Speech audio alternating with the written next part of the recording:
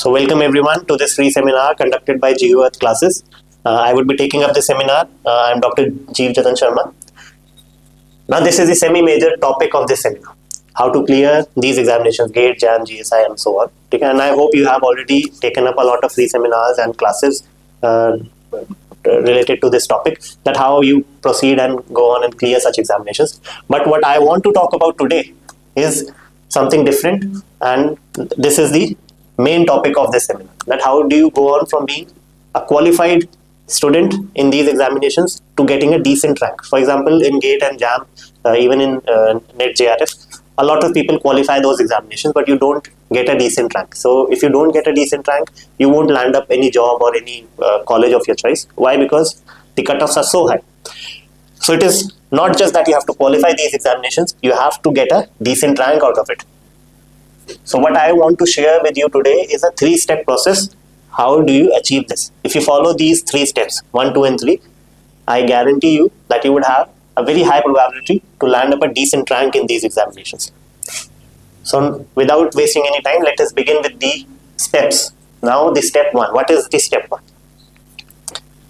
This is what the step 1 constitutes. Now because we are preparing for geology examinations, these are the PYQs that came in JAM geology examination from multiple years. These are the questions that came in the GSI examinations. So all of these are PYQs. So in step 1, what you have to do, you go on Google, you download every possible last year question that you can find, and you sort them out, and you keep a copy with you. And it is not that, if, for example, if you're preparing for JAM, if you're a bachelor student and you're preparing for JAM, it is not that you just go on and download JAM examination papers.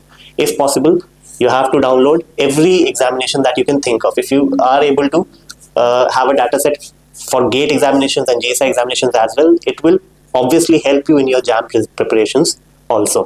So you should not be focused upon that I am preparing for NET JRF, so I will only do NET JRF PYQs. That is not the case. It is all geology of around the same caliber. So try to do all of those PYQs. So in step 1, what we do, we take on geology examinations, we download their PYQs, and we try to solve.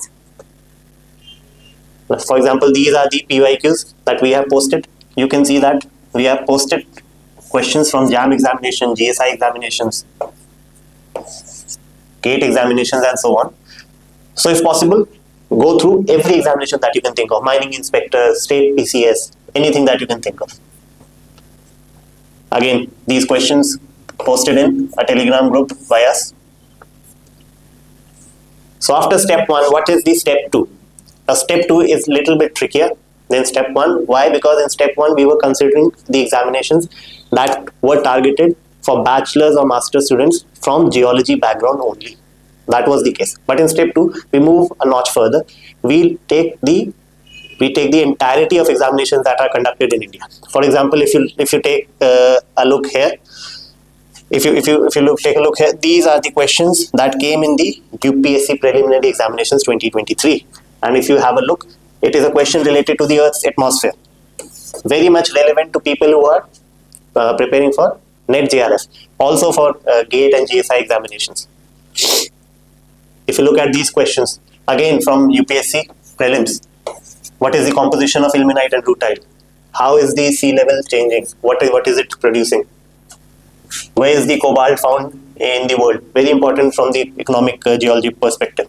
Very important from mineralogy perspective. So this is not the case that geology questions only come in geology examinations. If you look at the plethora of examinations that are conducted in India, you will find that the questions from geology niche are being asked in multiple of examinations. So in step 2, what you have to do, you take on these examinations as well, you download these PYQs as well, and you find out the questions that are related to geology and you practice them. So this will give you an edge over the step 1. So this is step 2, finding and doing the PYQs of other examinations as well. You can find it on Google. We have provided them on our website as well. You can just download them.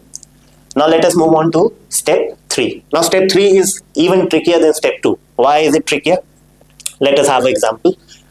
So this is a question. This is a mineralogy question. A number of planes of symmetry in a tetrahedron is. It's a very tricky question. Why? Because the framing of the question is such. A number of planes of symmetry means mirror planes. first of all, the tricky part is the language is tough, and you have to find out how many mirror planes exist in a tetrahedron. If I remember correctly, this came in GATE 2023. Now, for example, you followed step 1, you followed step 2, you downloaded all the PYQs, and this was the PYQ that you were looking at. And you try to figure it out. Either you knew it, or if you didn't, you looked at the book, the reference book that you want to refer to, and you looked up the answer, and you were like, okay, I'm done with the PYQ. But you're not done. You're not done when you look at step 3. In step 3, what you have to do is that you take up these questions, and then you open up your book, and then you make your own PYQs. So you have to make your own PYQs. What are those PYQs?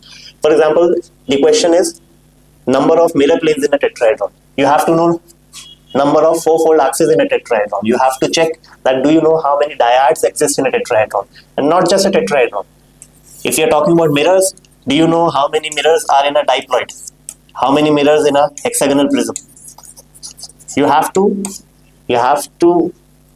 look at the book. You have to look at every question that the examiner can make out of these patterns. So this is a pattern of a question. You have to think of from the examiner's point of view that next year maybe in this pattern the crystal form that the examiner has used right now would change. So you have to get into the mind of the examiner and try to figure out every possible question that can come out of this pattern. So this is step 3, figuring out the thought process of the examiner and trying to devise every PYQ that can come out of such patterns. For example, if we have a look, so this is our test series. Now the question is, how many fourfold in a tetrahedron trapezohedron class? How many triads in a piratohedron? How many triads in a diploid? How many horizontal mirrors in a trigonal pyramidal class? How many vertical mirrors? How many center of symmetry exist in a deltoid? And so on. So you don't have to have any such resource. This you can do on your own as well. Just take up your book, take up the PYQs, and try to figure out everything that the examiner can ask you. Do geology PYQs, step 1. Do every geology related, geography related PYQ that exists in any other examination, that is step 2.